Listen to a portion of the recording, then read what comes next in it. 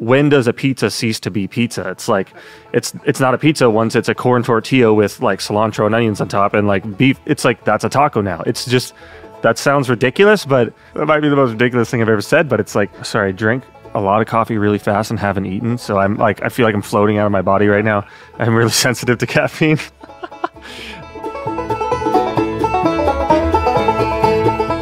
Greetings, folks. Keith Billick here. Welcome to episode 99 of the Picky Fingers Banjo Podcast. And you know what? As proud as I am of being on the cusp of a milestone for the show, the thing that makes my heart swell with pride even more than that is getting to be part of a thriving, supportive, banjo enthusiastic community. And folks, wait till you hear about all this cool stuff that supporters of the show and part of the Picky Fingers community have been up to lately. I just need to brag for a minute. First of all, the Patreon supporter of the show is Will Spence, and he is a prestigious Hall of Honor Patreon supporter. Will flew F-14s with the Navy, but then must have decided he needed something a little more exciting to do, so he picked up the banjo. And then when he became a commercial pilot later in life, he used his layovers in Nashville to go over to the Station Inn, layovers in Detroit, he'd go up to Elderly Instruments, and really just made the most of that. So, Will, thank you so much for being a Patreon supporter, and of course, thank you for your service in the Navy. Anybody else who wants to go to patreon.com/banjopodcast, you can become a supporter yourself. Now, I mentioned other supporters of the show doing great things. First off, we have Dan Shaw with the band The Millbillies, who won the band contest at the John Hartford Memorial Festival. And evidence suggests that they won this contest while Dan was wearing his official Picky Fingers podcast t-shirt. So I'm not saying the shirt caused them to win, but I like to think that it gave Dan just that extra mojo that he needed to have the edge in the contest. And if you want to check out those t-shirts, go to banjopodcast.com. So congrats once again to Dan Shaw and the Millbillies. Another supporter of the show doing fantastic things is Gabby Cameron. Gabby is the 2022 recipient of the IBMA Foundation's Neil Rosenberg Bluegrass Scholar Award, and that is for her presentation titled The Jewgrass Situation, an examination of Nefesh Mountain's political message. And not only is Gabby a Patreon supporter of the show, but she also cited the interview that I did with Eric Lindbergh of Nefesh Mountain as part of her presentation. So, Gabby, thanks for supporting the show, and congrats to you for receiving this great award. Next up is Peghead Nation, a longtime sponsor of the show. Congrats to Dan Gable and everyone else at Peghead Nation for being one of IBMA's 2022 Distinguished Achievement Award winners. So when I'm always babbling about how cool Peghead Nation is, you don't have to take my word for it. They are being recognized throughout the industry. So congrats again to Peghead Nation, and thanks for being a supporter of the podcast. And last but not least is another Patreon supporter, Renee Redman. She has been a longtime supporter, but I'm giving her another shout out because she had such an impact on today's featured guest, and everyone should listen for stories about Renee within this episode's interview. So once again, thanks Renee for your support, and of course, thank you for inspiring a new generation of fantastic banjo players. So yeah, a lot of cool stuff happening for supporters of the show. And I think the only logical conclusion we can make is that those who choose to listen to and even support the Picky Fingers Banjo Podcast, good things happen to you folks. So head on over to patreon.com/banjopodcast and wait for the fame and fortune and riches to flow your way. And of course, if doing the Patreon thing is not your style, you can still support the show. Drop me a line at pickyfingersbanjopodcast@gmail.com. Like, subscribe, do all the, social media algorithm things to help boost the show, and spread the word that way. That all helps a ton and is greatly appreciated.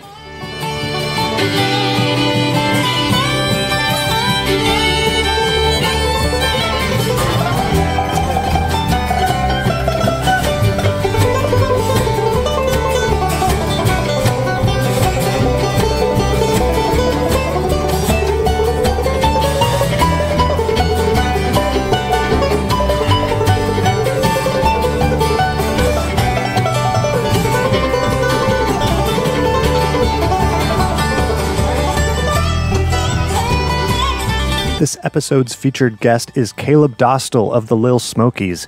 Caleb is a relatively recent addition to the Smokies, who are a mainstay on jamgrass stages all over the country. Now, as you will hear from this interview, Caleb is a very thoughtful and intentional type of musician, and I think he has some great insight for people who are looking to look at their approach to playing the banjo in new ways. And I love how he talks about designing the arc of a solo, even an improvised solo. And that might seem contradictory, but you'll just have to listen and find out. So please make welcome to the Picky Fingers podcast, Caleb Dostal.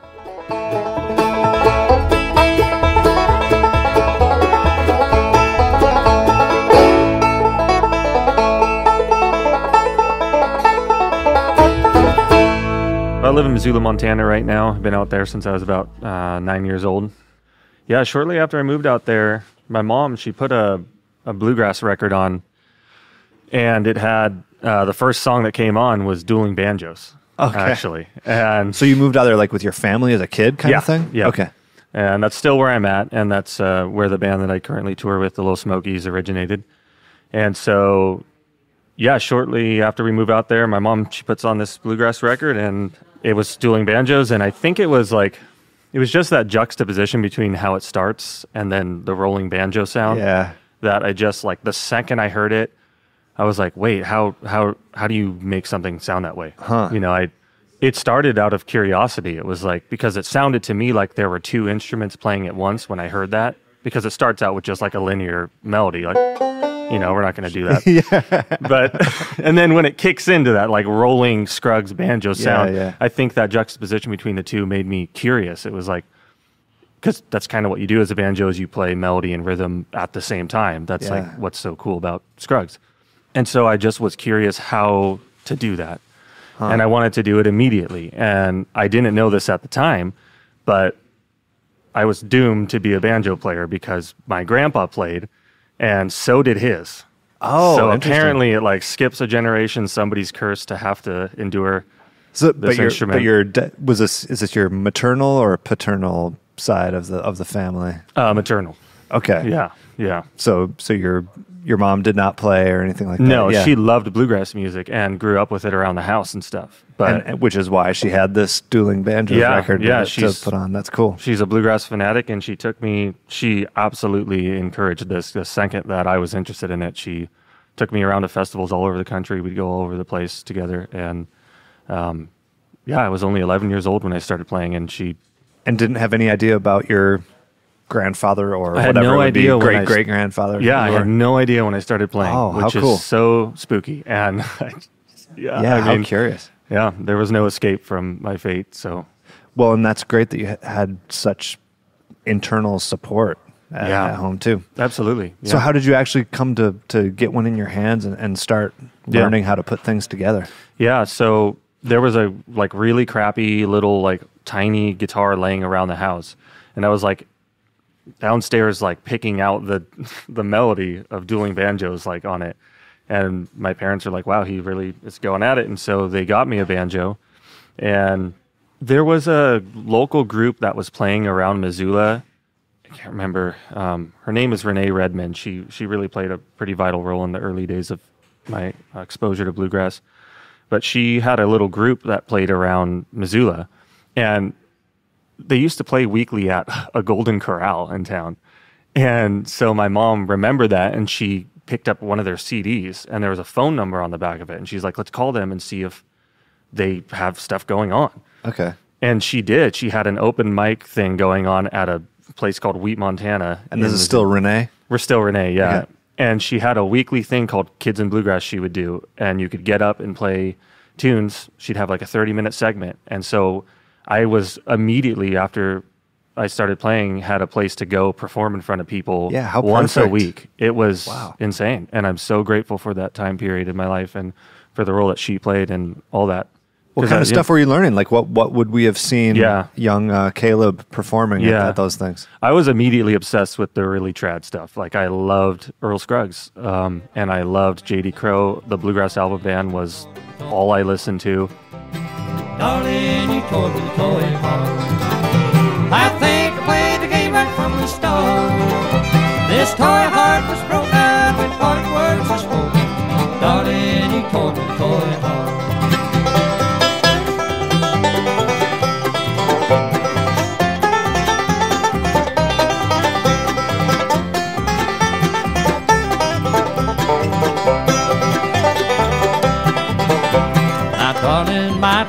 lonesome day. Like that was definitely what I loved. I couldn't get away from any of that. And the band that played there was really traditional like that too. Okay. And the jams that went on around Missoula were all really traditional. So that was my foundation, was the deep roots of this music, and I love it to death still. Is Missoula where Greg Boyd's shop is too? Yep. So there's kind of a community for it, it sounds like. It was the perfect place for me to end up. I'm still astonished by it, because Greg Boyd also played a very vital role in my formative years. I could go to that shop anytime I had a problem, it was right there, and he was more than happy to encourage me, and he's been a mentor and a guide, like all these people played. It was the ideal place for me to be. And then of course that's where the Smokies were, who I'm touring with now. And I met them shortly after I started playing, they were busking outside a bar, and so I used to play fill-in gigs with them like 15 years ago. Wow. So I didn't even realize they had been going that long. That's great. Yeah, they've been.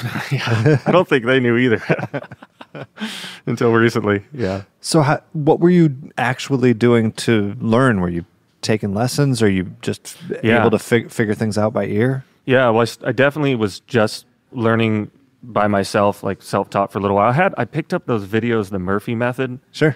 Yeah, and that's really how I started figuring out how to play, learning the rolls, forward roll, reverse roll, square roll, started hacking away at that stuff. And those really helped me, and they were good for me when I was starting. And then, like I said, my mom and dad were super encouraging, and so they would take me to every jam possible, every bluegrass festival. Me and my mom would drive through like winter storms to go to like some tiny town in Idaho. Oh my God. Where there was like this thing called Bluegrass in the Barn where people get to, it was like we would go everywhere, and I think she was just so excited that I wanted to, like, she might have knew it was coming because, apparently someone's going to, like even my grandpa said, he was like, I knew somebody was going to like pick it up. This is like Game of Thrones type of stuff here. It's like some epic familial lineage. It's weird. No, I'm really into this stuff, and I don't think I have the commitment to drive through a Montana winter storm to get to like little bluegrass. It's amazing we made it, some of those drives, man. I'm like, I bet. I want to do that now. Like, no, I'm from Michigan, and I can't imagine the open Montana stuff where there's no one for miles. Yep. That's crazy. So did you have anyone to play with in those years? You said you filled in with the Smokies, but no, I was that's the thing. That's what's so cool about it, is I was performing in front of people before I even really knew how to play the instrument. Like so that Renee Redmond that I was talking about, she put on this like festival at her house, and I met one of my best friends that day on stage. Like, he's a fiddle player. His name's Jesse Brown. We play in a band called the Timber Rattlers in Missoula, and his first words to me were, "It's in the key of A," and I was like, I don't know what that means. Like, that's how little I knew about, and I was already playing. Yeah. And so like, I had opportunity after opportunity to get on stages and play with people, and there were jams all over the place, festivals around. Yeah, so there was no shortage of people to play with, and so every week I got to go perform in front of people and try out stuff that I thought was cool, and it was ideal, It's your gratitude is definitely apparent in the way that you had those surroundings, but like, are you able to articulate maybe what you think you gained from being just put in those situations before you were really ready for them? Yeah. Well, I think it made me a player that's willing to take some risks, like, because I was playing on a stage before I knew how to play. Right. So I think like right away I was okay with kind of doing uncomfortable things. Like, and so I do feel like I'm like that. I feel like I make mistakes on stage that are like sometimes not great. Like, but I just like, I'm trying stuff. Like, I'm trying to always push myself into a place that's maybe a little uncomfortable, because that's fun. Like, it's not really fun to play. Sometimes you play it safe, sometimes you have to, like, if there's a certain person sitting in the audience that you don't really want to make, it's like, maybe you're going to play it a little cooler or whatever. Maybe you're just not feeling it that day. It's like, there's a number of things that might make you kind of reel it in a little bit. But I do like to kind of experiment with things that are at the edge of what I can do. I think that keeps you wanting to play and keeps music exciting. So you're not comfortable unless you're uncomfortable, is what is what I hear you say. Yeah, exactly. Maybe that's it. And when did you start to hear maybe some nuggets of like your own style emerging, or what did you think as you were developing were like the important things to work on? Yeah. Well, like I said, the first 3 years of my playing, I just wanted to know how to play like really good Scruggs style JD Crow. JD Crow was probably my ultimate hero. Not probably, he was. And I just really wanted to play like all those Bluegrass album band kicks. Like that was what I wanted to do, just play those perfectly. And I loved that stuff. And it was like 3 years into my experience on this instrument that somebody invited me to go to a Punch Brothers show. And I just, like, all I had heard up to that point was like regular old bluegrass. And then when that happened to me, I remember almost walking out of that show like upset. You held its hand, you always were a sweet young man.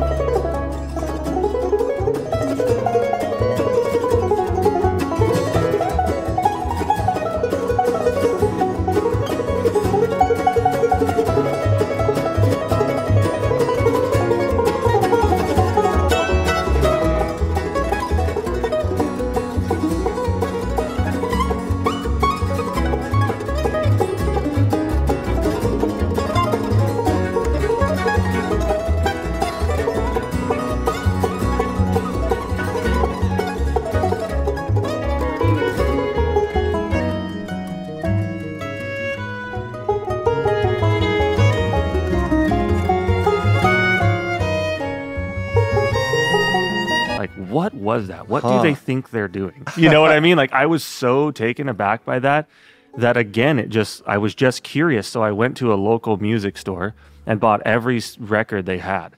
Because it was again, just driven by this curiosity. Like what are they doing? You know? Yeah. And I became obsessed with that. Like, interesting. Yeah. And so then I just wanted to play like Gnome. Like that was where I started setting my sights. And that kind of, I was really intimidated by melodic banjo playing, right? I was like, I don't know if I could do that.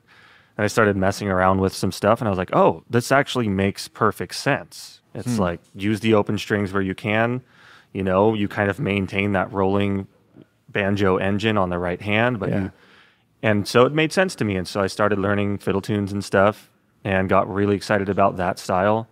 And so I think it was a while before anything that might be considered me started to come out. But I think ideally I think it's sort of what everyone's striving for is for those three styles, you know, melodic, single string, Scruggs, to kind of become one new thing, you know. And that's what I love about Gnome's playing, is that he really achieved that, I think. Is there anything you're able to share that you maybe remember specifically getting from Gnome's playing, or maybe a way that you worked to integrate those three styles for yourself?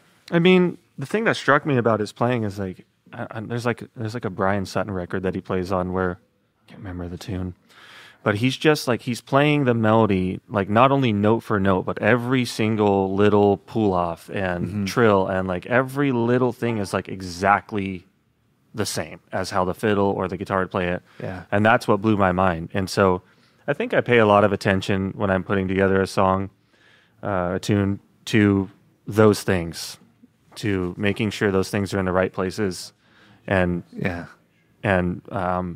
expressed in a exciting way, I guess. It's kind of hard to explain, but that's what I love about his playing, is it's impressive in that way. And it's just so clean, you know. Just all the little subtleties that he puts in. The subtlety, the nuance, it gives playing substance, you know, and it's just something to always strive for. Is there anything that you're playing with the band or otherwise that you think is a good example of a way that you've added some of that expressive,ness or been able to mimic a fiddle, something like that? It'd be hard to think of off the top of my head. Yeah, no, I'm putting you on the spot. it's hard to think of those things off the top of your head, you know, but I think the Smokies have provided me with challenges that are other than that, I would say. Like what? Sometimes it's hard to find your place as a banjo in that group, you know. There's some of the tunes where it's like, oh, what this needs is me to be there and not be there. Yeah. Like, you know what I mean? Like, you're playing a vital place in this tune by not really being there. Like your textural, your ambiance, you're like some sort of like, yeah. And then there are things like extended solos is a thing for me that's challenging me now. Like trying to do that on a banjo, like take a 1.5, 2 minute solo is challenging. It's because the nature of this instrument, like to for that solo to have an arc that maintains the audience and doesn't, there was a lot of face planting for me the first, and I still do, because I'm still figuring it out. It's a challenging thing on this instrument because you don't really have the sustain and the, you know what I mean? Like I don't want I definitely know what you mean. I have a lot of trouble with this stuff too. Yeah, absolutely. I don't want to do the whole thing like a crappy carpenter blames his tools thing, but it's like, it is a challenge, you know, it's not like, so I'm experimenting with that and trying to figure it out. It's hard. I mean, I would love to dig even deeper into basically everything you just said if you're into it. Yeah, so it's a good topic. Like let's set it up a bit for people who aren't familiar with the Lil Smokies, which is so hard to pronounce. Lil. Like Lil. You just got to do it like that, right? Lil Smokies. Yeah. The Smokies. Everyone just calls them the Smokies. They're the Smokies. We can do that. Yeah. I think they like that. Tell people what is that band all about, or like what would people expect to hear when they go to a Smokies show? Yeah. Well, this is something I've always thought about them, because it's like I was a fan of this band like my whole life, you know what I mean? Because I had a lot of my formative years were around town, Missoula, Montana, just like bar gigs with them and stuff. And I always thought right away that they were creating a niche sound. You know, it's like, it's not jammy. It's not necessarily, it doesn't necessarily fit into that category. And it's not traditional. And it's not like that kind of like Boston progressive string band thing. Yeah. It's not that either. It's something that's other, and I don't really know. And I think that's why sometimes I'm struggling to find the banjo parts, is because it's definitely sort of a new thing in a way, but it's very melodic. It's very, by melodic I don't mean like melodic banjo. I mean like it's very vocal kind of melody. The like songs a lot of the, are, like a lot of the melodic hooks are kind of like simpler in ways. You know what I mean? Like not complex melodies, but they're vocal in ways. And I've always loved that about this band. And so, sorry, I rambled a bit. What was the original question? Just sort of give people an overview of the Smokies type of sound and how they approach their presentation. Yeah. It's really hard to describe. And I feel like when I'm traveling and people are like, "Oh, you're in a band, like what do you do?" And I try to describe, I don't really know what to say. I would say just listen to them and decide for yourself, because I just kind of think it's in its own little slot. I don't know. So given the fact that you've mentioned a couple times about having to figure out what your place is exactly in the band, how much has been informed by the fact that they've been a band for a long time before you joined? I would assume that you have examples of somebody else having played banjo on a lot of these songs. How much do you try to take in information from that, or are you intentionally trying to like start fresh with whatever your contribution is going to be? Yeah, I definitely. Well, one thing I thought for a second about the last thing you just said. Basically, the Smokies, it's a rock and roll band that plays bluegrass instruments. Like, it really feels that way at times. Reality was broken, propelled beyond a limitless space. But I'm losing control.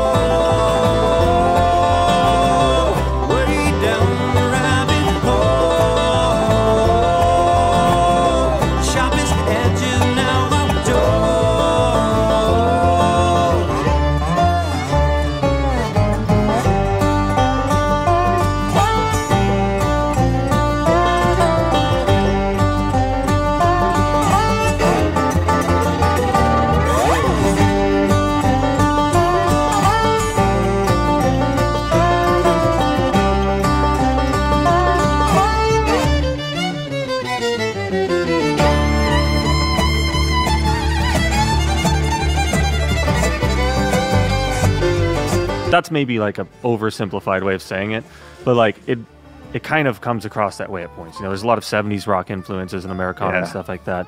Anyway, that's one way of putting that. When I first started hacking away at some of the stuff, it's funny. Some of the old stuff I kind of already knew. Like I already had parts because I played with the band for did fill and stuff for like 3 years, and so I kind of just started playing the songs again. Yeah, like some of the stuff that's on Changing Shades and the album prior to that. But I definitely went into it just wanted to do whatever I wanted. I didn't listen to what anyone else did. I didn't want to do that. I just wanted to, because I wanted it to be a creative challenge for me. So I didn't want to take what anyone else had done. So I wanted it to push my playing to a different place, and it absolutely did. That was the thing, you know. Especially since a lot of the recordings I was practicing with were like they were playing these songs way faster than they ever play them now, and I thought that's what it was going to be like. So you came in guns blazing. So my technique had to go to a place it's never been, you know, because I was like, I'm going to be playing this song at this speed in front of like how many people? Like, oh man, you know. So I was like really shedding that, you know. And then they're like, oh yeah, we never do that anymore. And I'm just like, oh okay. No, I mean, if anything, I think usually the energy of a live performance tends to make things even faster than they're recorded. Totally, so I think that would even be scarier. There's a couple of them that were very scary. I'm like, there's no way I'm not going to take solo on this. Like, this is not happening, man.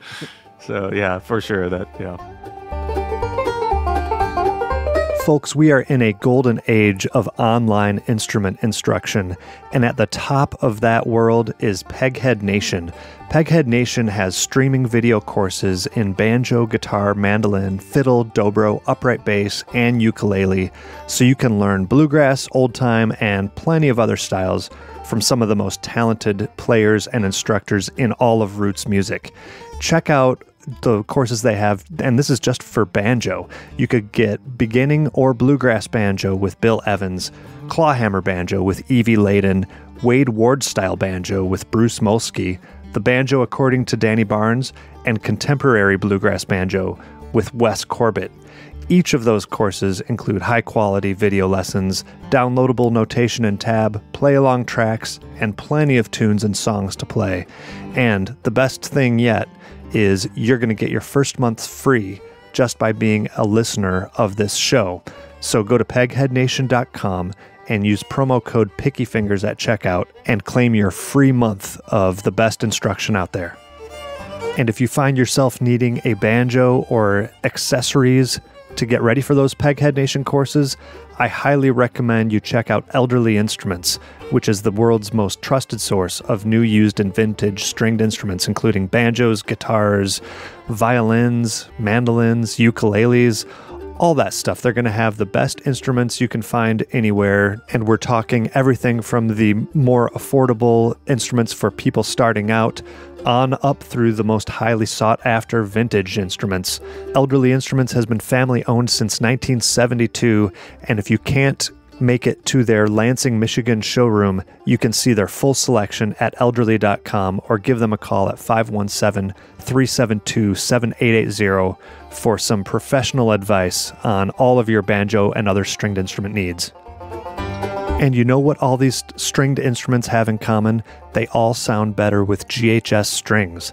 GHS Strings is another sponsor of the Picky Fingers Banjo Podcast, and I'm proud to say they have been made in Battle Creek, Michigan since 1974. And if you don't want to take my word for it, maybe you'll believe such people as J.D. Crow, Sonny Osborne, and Bela Fleck, just a few of the many, many users of GHS Strings. So go check them out, ghsstrings.com. They have a wide selection of gauged sets so that no matter what you're looking for, you'll be able to find something there.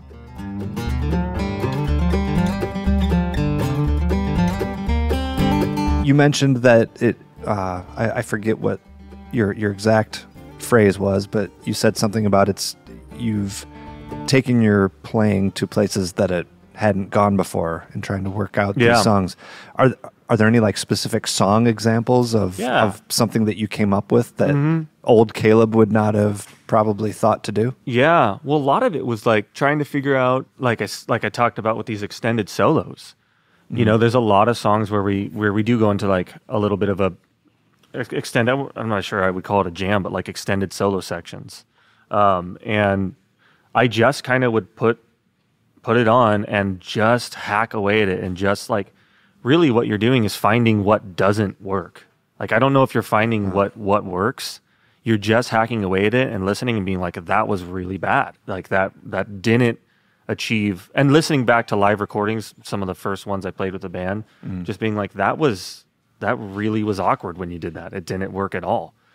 You know what I mean? And so it's a process of elimination more than finding what works, I think. And I think that's kind of how starting to figure that stuff out worked for me. But I also wanted to approach some of these solos like that are kind of like, some of the songs, there's just like traded quick solos instead of kind of extended sections. And I just wanted to find out because like a lot of the songs were being played at insane tempos. Yeah. So I was like, how do I have a solo of substance at these tempos and not just resort to like, like. So what's your answer? Again, it was like a process of just hacking away at it and finding out what doesn't work. And one thing that worked, and I actually talked to Ryan Kavanaugh about this. He actually was really helpful about all this, is like just playing stuff that's more vocal, which really works for the Smokies, because like what I was talking about is it's very much a lot of their material is that way. It's not complex, like crazy. Some of it is, but it's not generally like very complex melodies. Yeah. It's a different thing.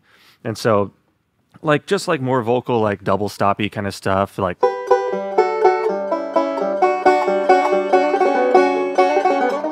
like kind of getting into like kind of stuff like that works really well on like maybe a song like Decades. If you listen to that one, sometimes that one gets up to a little higher tempo.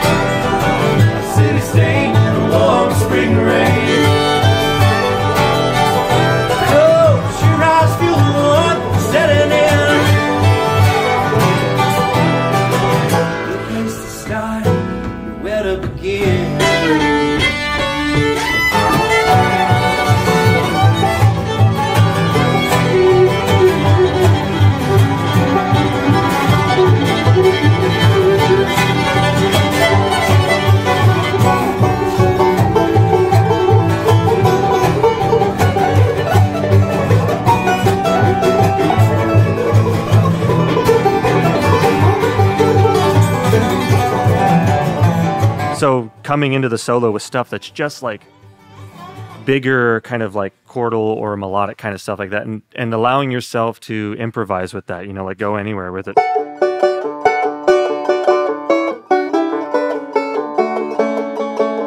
Like that kind of stuff over things that are like actually kind of pumping, like the tempo's moving, sounds really cool. You don't have to go in like, it's like, even though that stuff might get a good response or whatever, like that's not what we're after at the end of the day anyway. Like I feel more from, like that kind of stuff. It does more for me. It moves me, And so at first I was like, oh man, I'm going to be doing stuff like, and then it just, when I listened back to it, I'm like, it sounds ridiculous. Right. And then when I did stuff like, it just did more for me. And so I guess that's what I mean by that process of elimination. I listen back and I'm like, how about a lot less of that and a lot more of that? More of this stuff. Yeah. And I guess to your point, when you're trying to make an arc of a minute or two long solo, you don't have anywhere to go when you start off with your up the neck melodic, and that's an uncomfortable place to be when you have nowhere to go. And I even think of, like, you listen to old like fiddle breaks, you get like 2 lines of the song, and the first half of his solos are these beautiful long bows before he switches into his 16th notes. So like even on a really short solo, there's still that arc of this beautiful setup, and then a bit of maybe a little more excitement for the next half. Don't let your deal go down till your last $2 come.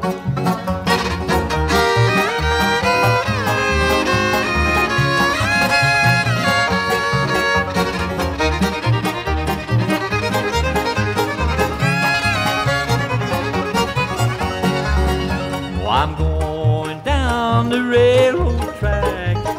Another thing is, and I you know who's like seriously my ultimate hero is Matthew Davis. Like that guy just, I can't get over how amazing of a musician he is. Like, and I was listening to his podcast with you, and he talks about how sometimes when he improvises, he only thinks rhythmically, because he said that like there's actually more options rhythmically than harmonically, which is, you know, that's like, when I heard that, I was like, whoa. Right.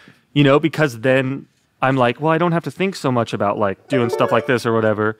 I can think about, how about I just take something that like this and just do rhythmically interesting stuff with it. You know, like that, and then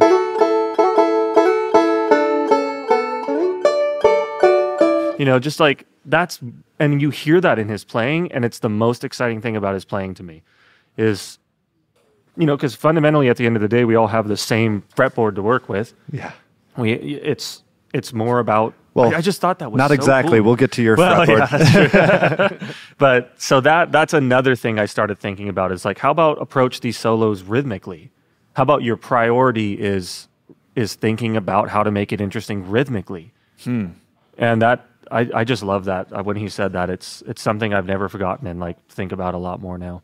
And when you approach a solo rhythmically, that's what you're thinking of, is just taking a basic shape and how to throw the accent around a bit. Right. Of course you have to think about the harmony, right? Because it's not like, you know, if this is like a pretty like song in D, you can't like, you know.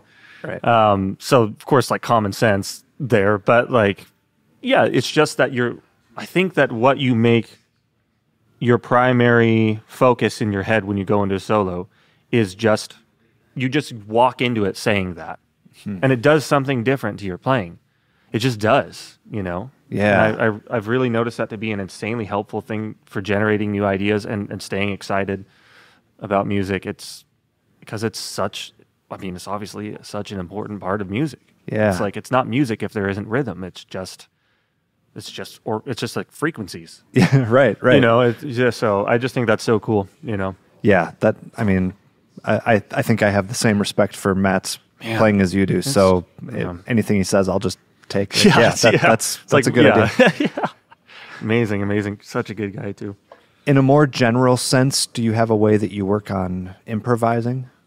Man, that's like an eternal thing, right? You know, and I feel like that's why I asked. I would love to hear your opinion about it. Well, the thing I've come to accept is like when it comes to those extended solos, a roadmap is good. Like I wish I could maybe be one of those people that's like, nah, I'm just gonna go in guns a-blazing and something amazing is gonna come out. It's like, sometimes you do that and that happens, but sometimes you do that and you live a life of regret. You know, it's like and so I like to have a roadmap. You know, it's like, I know those things that I'm going to end the solo with. Like, doesn't mean I'm going to play a note for note thing the same every time. Maybe there are things I do that with. Like, I have a good exit strategy. But just a general roadmap of like the arc of the solo, I think is wise. And it depends on the song. Like, if it's just a more open thing, like there's one tune we play, Rain in Durango, and then we go into this like B minor jam kind of thing, like this kind of stuff. And that one I have no plan on. Like that's one where I just want to see what happens. You just kind of vibe. Yeah. And so I think you need to be aware of the material you're dealing with. That's one where you can just get spacey and weird and go on an adventure. But there's some where that's maybe not. Maybe you need to like prepare a little bit before you go into battle. You know what I mean? It's like give an example of one that you've done that with. What's another song that you play that you maybe do have a little more structure to, without ruining everyone's experience. Yeah. Now that they know what you're up to. Why am I spacing the name of the song? Sorry, I drank a lot of coffee really fast and haven't eaten, so I'm like I feel like I'm floating out of my body right now. I'm really sensitive to caffeine. Let's see, what is it? I'll let people know that you have a valid excuse for over caffeinating yourself. What time was your set last night? Oh yeah, or this morning? So we literally walked on stage at 2 a.m. Yeah, that's ridiculous. And that's when I started contemplating all my life choices. But yeah, and we played till 3:30 and got back to the hotel at like 4:30. So yeah, it was a blast. It was a good time last night. It was fun. The crowd was amazing. Really great people. Man, what is the name of the song? Coffee. Yeah. Yeah. there's only so long that you're going to be able to get away with the "I'm the new guy" excuse. I know it. It's starting to. It's already happening. Like when you walk out on the Delfest stage and forget your pack for your in-ear monitors. Did you do that? Yeah, and then you just frantically run off stage and tell nobody, and That they think you're having like a bathroom emergency or something. Yeah, that's what I told them. But now the secret's out. Now they're going to hear this podcast, and I'm going to be in trouble. This is bad. Yeah, might as well. There's a banjo solo that's over chords that are not like typical of like an extended solo. Like it's not like that other tune I was talking about where it's like this B9, B minor 9 kind of thing going on. It's not like that at all. And that tune, the roadmap is like kind of what I talked about with this Matt Davis situation where it's like the second I walk in, I'm saying this is a rhythmic solo. We're talking about the B minor song right now? Or No, we're talking about Might As Well. Okay. Yeah. So it's like I start off with this kind of like this A minor 9 type thing, and I'll just play with it and kind of move it around, you know. And I'm just thinking about rhythm, like just how to make it rhythmically interesting, you know. It's kind of just a rolling, and then and I just play with that for like maybe the first 8 bars or something, you know. Okay. And it feels totally acceptable to do that. Like there's a lot of suspense in that. You're like,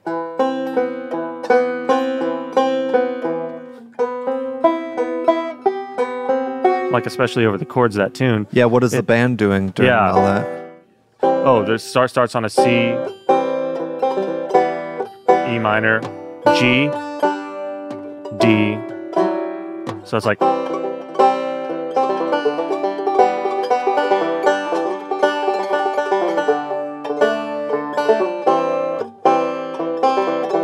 so that's kind of the melody, the chords. And so it's just acceptable to play with these sounds over that and just do cool rhythmic things. And it's really suspenseful, like this kind of thing and this.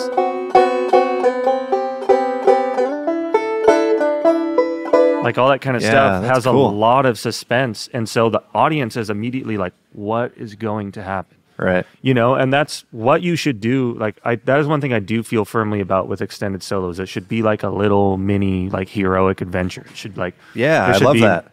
Yeah, I'm obsessed with like Jungian archetypes, and that's a whole rabbit hole that for some reason I feel like Ricky Meyer and I could go down really deep. After listening to this podcast, I feel like, so if you're out there, man, we should talk stuff Union like what did you say? Union Jungian archetypes. Oh, Jungian. Yeah, okay, yeah. Sorry, misheard you. I'm so obsessed with that, and like I really believe that a good solo is expressing like a mini kind of like heroic adventure is like what's happening where there's that moment where the hero's down and it's like what's gonna happen, and then there's all kinds of enemies and to fight and there's conflict, all kinds of, there's like there should be that in the solo where it's like maybe it looks like it's about to fall apart and then you heroically come out on top, you know what I mean? That's what makes people go, it's like that's what everyone wants, you know, and that's what you want out of your solo. You want to be on the edge like that where it's like this is am I gonna make it out? And then you stick the landing and it's like yes, you know, that's like, I don't know, I'm getting like chills even just talking about that because that's kind of what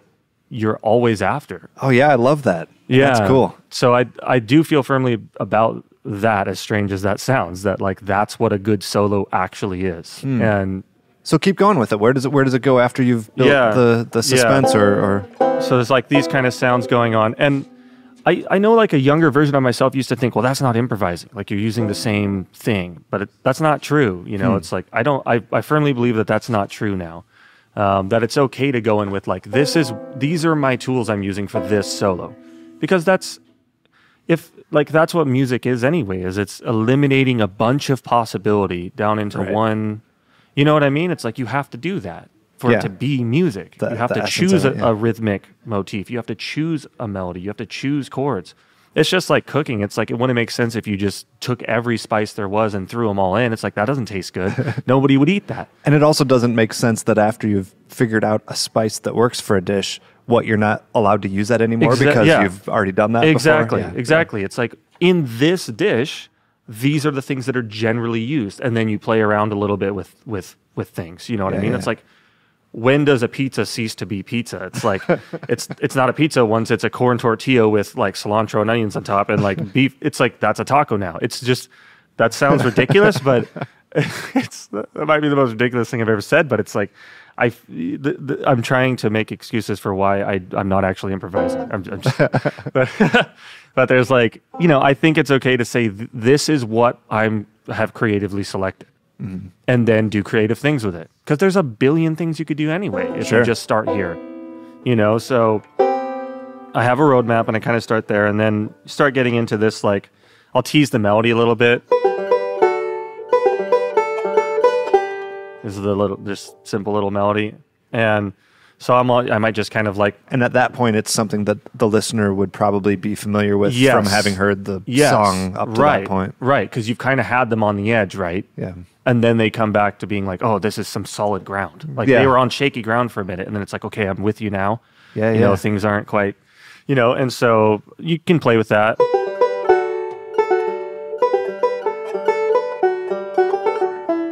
And then I'll go into kind of like, and then it's okay at that point to start getting into like some more kind of shreddy single string stuff. Just starting to build the drama, you know what I mean? It's like,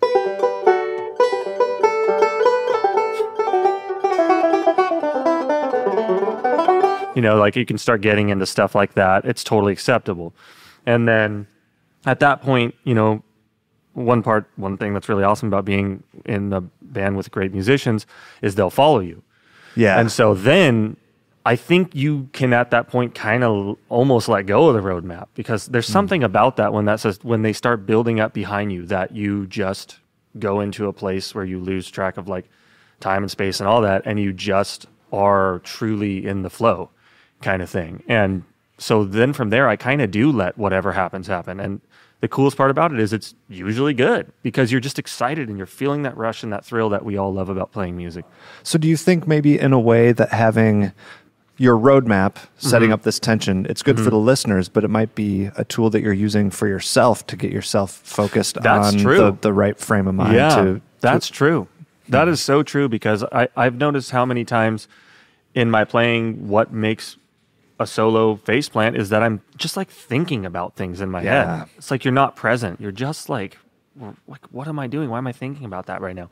Yeah. And it's like you can't be truly listening and improvising if that's going on in your head. So you're right. Maybe you're setting up like a meditative space with that. Like that's kind of what's happening. A good way to say what I was trying to, to get at. Yeah, that's so cool. I'd never thought about it that way, and that is exactly what's happening. And you found something that's reliable for doing that. Yeah. Right. And I think like once you're hitting, because like you said, if you hit that point where there's nowhere left to go, it's all of that work you just did. It's just like, it doesn't matter anymore. Just down from there. So I have in that solo also like a way that I know I'm going to hit that high point. Yeah. Okay. You know what I mean? And it's like, I just kind of go to this like tremolo. Matt Davis calls it Wookiee trem. Wookiee trem? Yeah. I love that so much. So great. That's what he calls it. So I'll kind of like go into this, but I'm improvising with the melody, but I know again the tool I'm going to use. It's like there's something about this that climaxes that solo really well. Yeah. After everything else that's happened, it's like you're just building. It works, and I like it, so I use it, and sometimes I overuse it. But hey, but it still works. Yeah, exactly. And the Wooks love it too, So. Yeah, obviously it's their call. Yeah. Let's dive into even a little more. I love just picking this kind of thing apart. Yeah. You said after you get to a point where you've want to get on stable ground a bit, and you go through some single string stuff on a more general level. How do you work on doing that? Like, let's say, you have your, what is it, C to E minor to G to D or whatever that progression was. How do you take that and figure out what your single string approach needs to be for something like that? That's where I'm just listening. Like, I'll just sit in the room and I'll just hack away at it. Like, I think that's one cool thing about art is that sometimes that's what you do. Sometimes you don't know what you're doing. You're you're just throwing stuff on the canvas, and you know what I mean? Like that, I think that's okay to do. I think sometimes really good art happens that way, where it's coming from somewhere else. It's not, sometimes you can ruin it if you do approach it too technically. Sure. Sometimes the best stuff's going to come out if you just kind of just play around and see. And what happens is I think a pattern starts to emerge that works. And sometimes you don't know why it works. And sometimes it's good not to overthink why it works. And I used to not like when I would have thoughts like that. I'd be like, no, there has to be a reason. Like I can be a hyper rational person and I'd be like, I need to figure it out. But I've learned to start letting go of some of that and allowing music to be more magical like that. That might sound cheesy and all that stuff, but sometimes I think that's the right idea. So when I'm approaching these songs, I'll just sit in the room for like an hour and just play over it. Yeah. And just see what pattern starts to emerge. So I guess I have 2 comments about that. I've noticed it happened the opposite way, where you're saying sometimes you played something magical, and why does that work, and you can't figure it out. Right. I've had it be where I'm playing notes that should work great with this progression, and it just sounds like crap, and I'm like, what? Why? Right. Why is this not sounding right? And it doesn't matter. Yep. Why? Just don't play that anymore. Exactly. Yeah. Yep. But so I understand what you mean about just being able to feel the flow of it. But at some point you had to put in a lot of work on your single string skills and even just what you played. There's a lot of triplets happening. Maybe describe how you developed those skills, and were there any like particular things that you worked on that you think made you a lot more fluent with that? Yep. I've definitely hacked away at the single string stuff a lot. And where I'm trying to get now is trying to get to a place where it's blending well with other things. Because I don't love a solo that's, well, there are some times where an all single string solo is the right move, but there's a lot of times where it's not, and having a good blend is wise. But I have definitely hacked away at like all the single string, exercises, like just playing, like that kind of stuff, and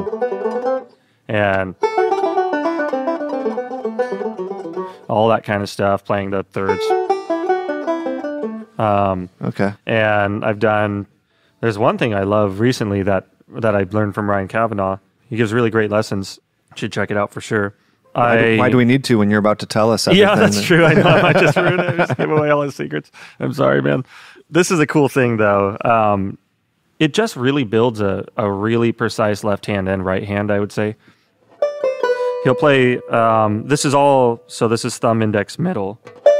So you'll play 3 notes on one string, then 2, then 3 again. And so you'll go through the modes that way, going from D to D here. And then you'll go from C to C.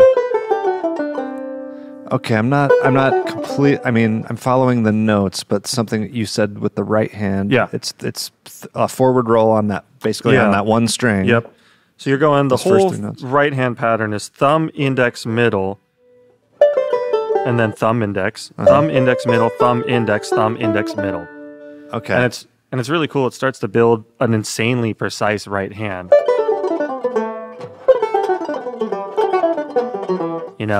And it's like you hear Ryan Kavanaugh, it's just insane. And that was really why I contacted him, because I'm so interested in his right hand approach. I think it's amazing. And so that's kind of what he's done, is just train himself to use those fingers absolutely anywhere like that. Kind of. And Gnome has an approach like that too.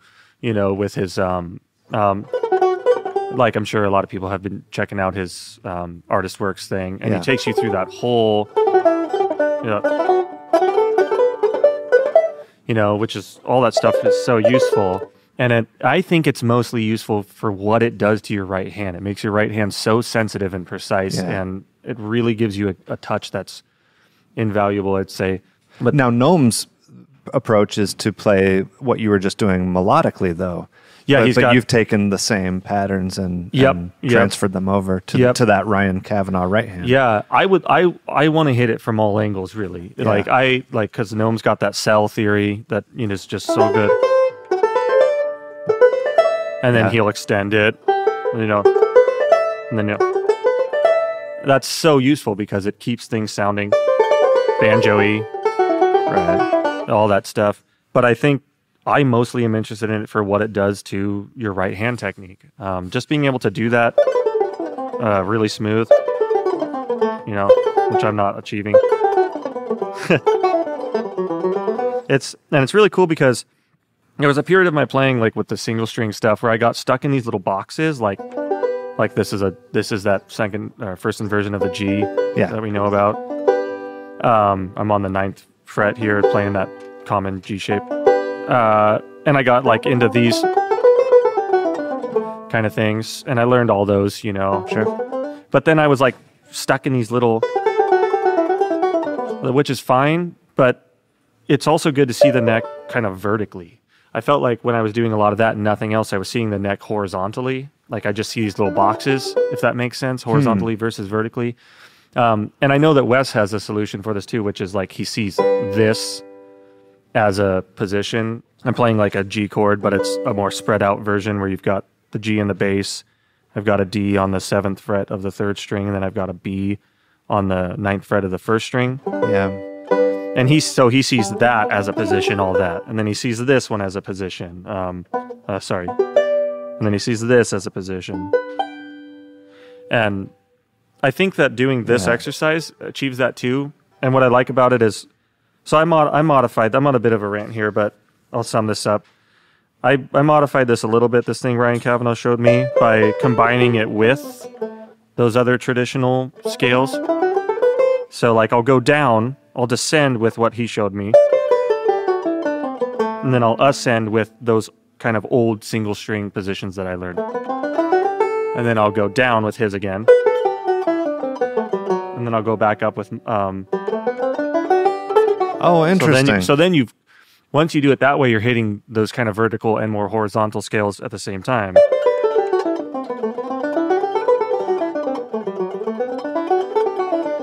So you're really like hitting every, you know, from all angles. So that's been really helpful for me. That's something people could try. I really like doing that before I play, before I go on stage, because it just sets your right hand into a good place. Yeah. But and left hand, it seems like. And left hand, because you got to like really be agile with that. It's it seems like it's a good way to exercise. take these chunks. Like most people think of those inversions or positions as discrete things, and this is a way of just connecting them together. It seems like. Yeah, I think it works really well to really map the entire neck, like every nook and cranny of it. Yeah, it's really helped me. So yeah, wow. Well, you've just given me homework for the next like 2 years or something. It's hard, like man. It's really, really hard. Yeah, that's cool. Yeah. Let's talk about your gear and your instrument and your banjo and stuff. Tell me what you have there. This is a cool looking banjo. So the story is, when I was really young, I guess I was like maybe 15 or something, because this banjo says Williams on the peg head. And that's because a really amazing dude named Will Williams, who builds banjos out of Idaho. I don't know if he's still building, but he built me a banjo. I had a really crappy like $200 starter banjo. Yeah. Not hating on that if that's what you have. Everyone starts there. But it was clear that I needed a good instrument. You know, I've been working really hard, and he noticed, and he just built me a Williams banjo. Oh, wow. And gave it to me at a festival. That's incredible. Yeah, and it was just he put it together out of parts that just had like cosmetic issues. Okay. But like, who cares? You know what I mean? It's still yeah. And so like this still has that original resonator, and you see it's got like some dings and stuff. So wait, this is the one that he gave you? So yes and no. Okay. Like the resonator is the same, the tone ring and rim are the same. Okay. I changed it into a top tension, put this top tension Pruka hardware on here. It is a Pruka rim and tone ring also. So this banjo is essentially a Pruka pot and a Robin Smith neck. Okay. But so yeah, Will kind of gave me the foundation, and then when I got inspired by Gnome's playing, I wanted the top tension, and I met him and played his banjo, and I was just obsessed with the neck, and so I called Robin Smith. I was like 15, 16 years old. I was like, just build me that neck. The same thing. I want it. And it's been great, but what I've realized over time is it's actually too chunky for me, this neck. Huh. Gnome has a really wide neck, because I mean, anyone who's seen him, he has huge hands. Yeah, it's got some mitts. Yeah, and I've got pretty big hands, but it's still like doing like kind of like this kind of stuff, like the grabbing the fifth string with the thumb and all that, like that kind of thing. It's creating too much left hand tension for me because the neck's too wide. So I'm having to work too hard to do those things. So I'm looking for a solution to that eventually. But this is an amazing instrument, and Robin Smith built an incredibly beautiful neck. He was the master. So yeah, basically Pruka pot, Robin Smith neck. And I guess also to clarify, and this is what I was maybe referring to earlier when you said we're all using the same fingerboard.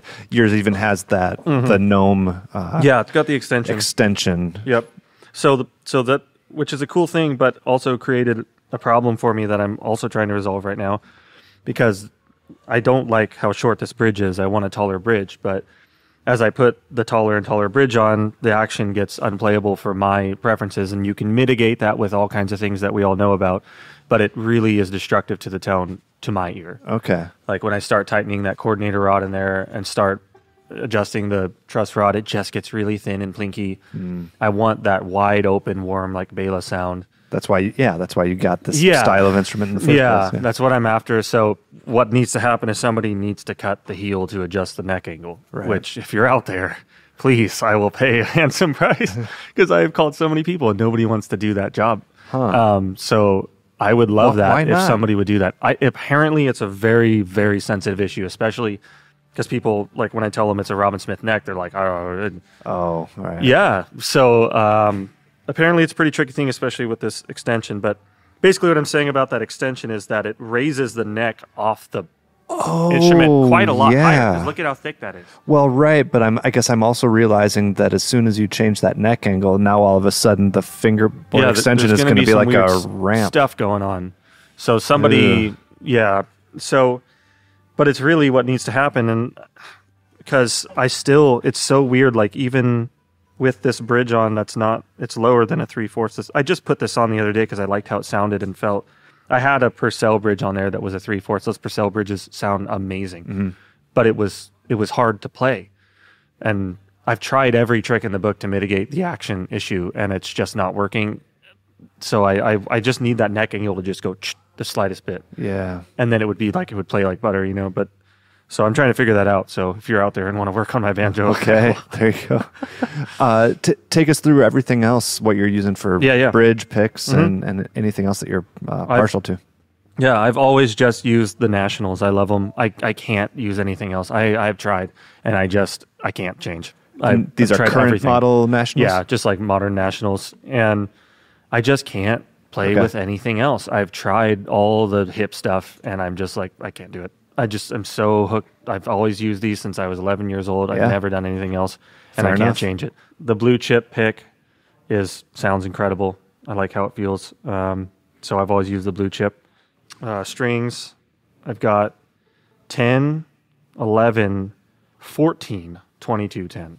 Okay. I like the way that 14 feels. It's a little beefier. Yeah, it's too floppy if I go with the 13. I like how the 13 sounds better, but like when you're playing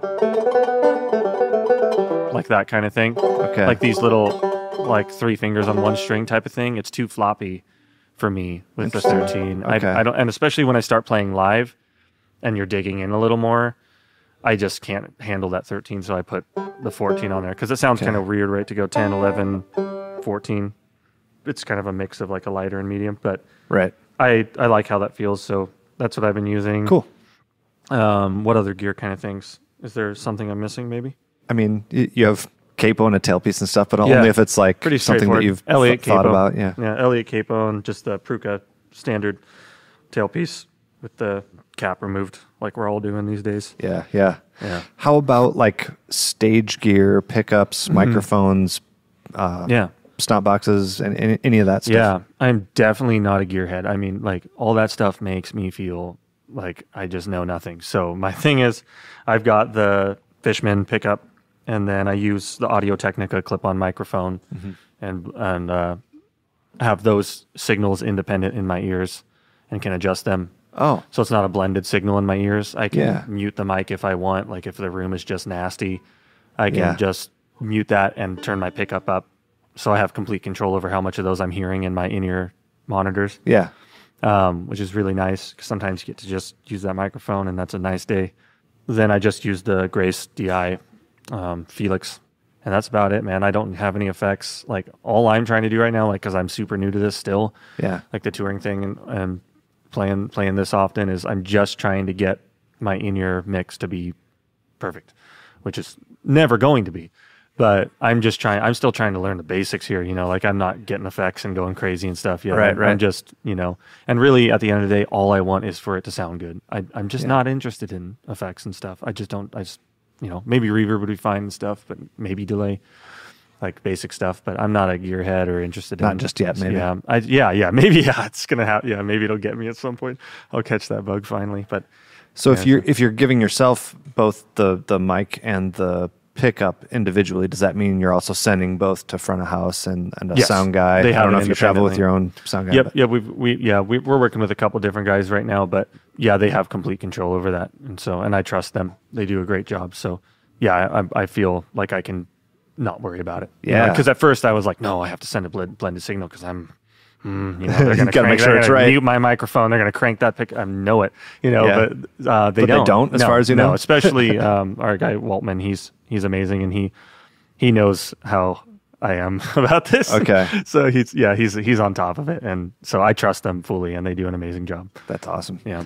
Anything else I forgot to ask you about your playing or your background? Anything else that's interesting that people should know, or advice of how to play like Caleb Dostal? Yeah, man, I don't think so. I feel like this was a good situation, man. I'm really thankful to be doing this. To be honest, this is a really cool thing you do. It brings the community together. It brings all of us goofy banjo players together, and yeah, that's my favorite part of it. So for sure. It's so cool, man. It's so cool to have this opportunity. So thank you. It has been a lifelong dream of mine to be on an esoteric banjo podcast. I did it. I'm glad I could make it happen. Thrilled about this. You can retire now. Yeah, it's over. Yeah. I guess lastly, then tell us like websites and how to track you down and come see you play.